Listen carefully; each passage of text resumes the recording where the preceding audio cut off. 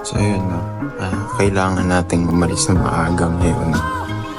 Kasi, syempre, may pupuntahan tayo. Tara.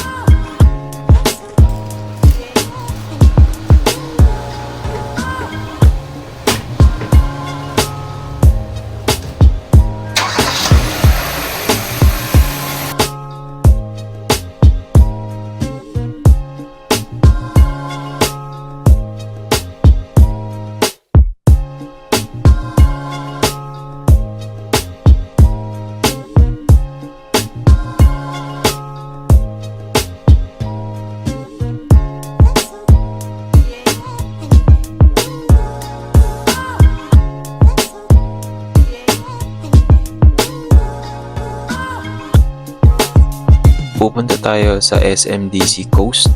Along Rojas Boulevard lang to. So pupuntahan natin siya kasi potential Airbnb unit yan.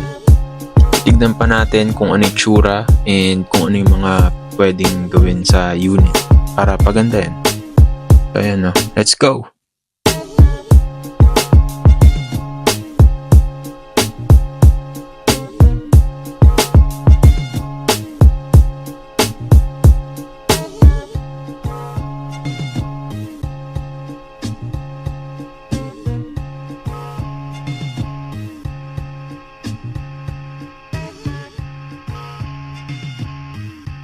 Dito na tayo. Pagpasok ng building, maganda yung bubungad sa'yo.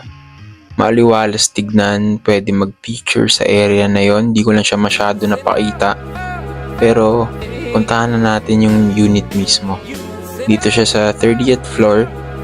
Tapos, ito yung living room. Meron na siyang ref, sofa, and dining table tsaka chairs. Kaya abang nag-iisip ng mga pwedeng gawin dyan, anong pwedeng ayos dyan, tignan natin yung cabinets. Syempre, wala pang laman yan, pero lalagyan din natin yan. Ayan yung sink, may running water na din. Check na rin natin tong bedroom.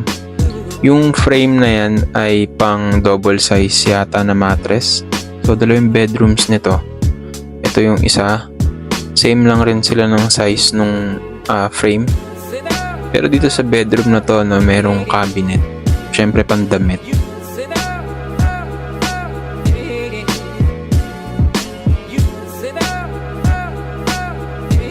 Dito rin sa bedroom na to, yung entrance papuntang balcony.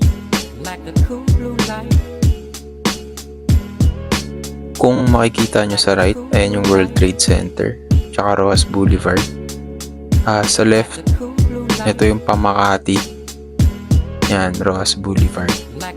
Siyempre, puntahan natin yung pool area. Hindi ko din pala na-check kung may gym dito sa building. Pero balikan ko kayo doon. Maluwag nga din pala yung hallway nito. Tsaka marami ring elevators. Ito yung hallway.